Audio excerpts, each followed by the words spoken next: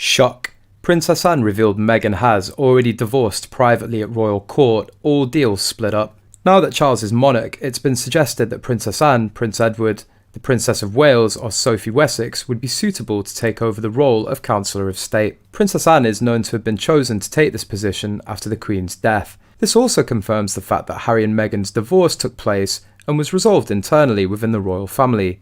Why? Will be answered in the next part of this video. Royal divorces don't play out in public courts, they just don't.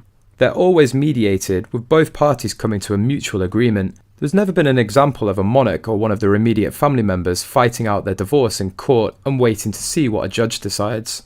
These matters are handled and negotiated privately, albeit in modern history, we've seen some leaks of the discussions. The obvious example being Charles and Diana. This is where it gets interesting. Meghan likely already knows this and will use the media to leverage herself to get into a position that she thinks will deliver her what she wants. She will almost certainly use it as an opportunity to play victim in ways that will make all of her past public behaviour seem demure. However, she was completely shut out because of this royal regulation. What happens if Meghan decided to sue him for a divorce? Well, the US State Department will step in and quash the proceedings. One of the core pillars of diplomatic immunity is that it protects the person who possesses it from court proceedings, specifically civil court proceedings outside of their country of residence. These are agreements dating back to ancient times that have been updated through the Geneva Convention and are constantly moderated and debated by the UN. But the fact remains that in the vast majority of any court-related action involving someone who is in a country with diplomatic immunity, it becomes a matter that is mediated between the State Department and the country where the person in question is a citizen. And generally, that is only in serious criminal matters. The State Department almost guaranteed to quash the case. If Meghan were to sue Harry for divorce, she would have to do it in London. First, I want to start by saying the Harry and Meghan divorce proceedings will not take place in any California court.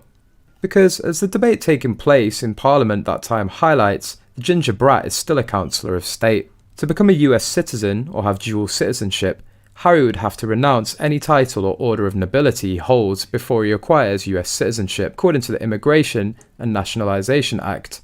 Would that include LOS for him and his children?